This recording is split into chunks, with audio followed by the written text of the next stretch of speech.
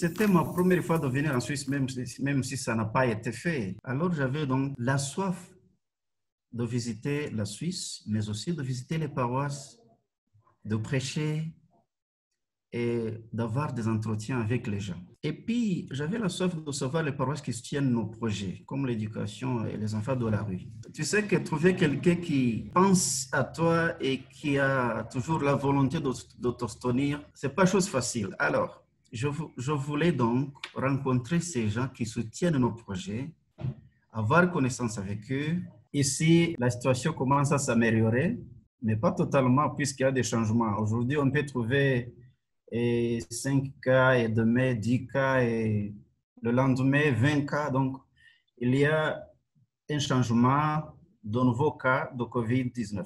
Les écoles ont ouvert les portes. La première phase était pour les écoles des finalistes.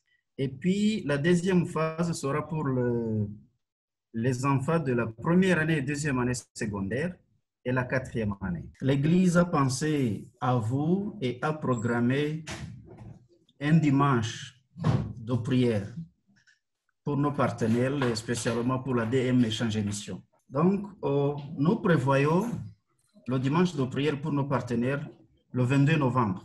Et le texte qui guidera notre culte ou bien nos cultes, puisque ça va se faire dans toute l'Église, dans toute l'Église presbytérienne au Rwanda. Jean, chapitre 16, verset 33.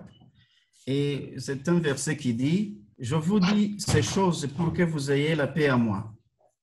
Dans le monde, vous aurez la tribulation, mais prenez courage, j'ai vaincu le monde. » Si j'essaie de commenter un peu sur ce texte, c'est un texte qui dit que Jésus nous donne la paix.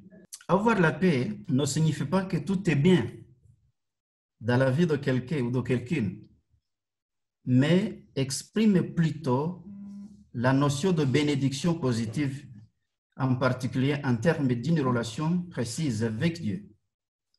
La paix est la bénédiction la plus précieuse que Jésus a choisie pour ses disciples et elle est toujours pour les chrétiens, même dans la situation actuelle de la deuxième vague de COVID-19.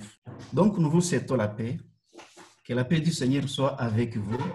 Que la paix du Seigneur soit avec les paroisses qui ont eu un bon cœur de soutenir nos projets.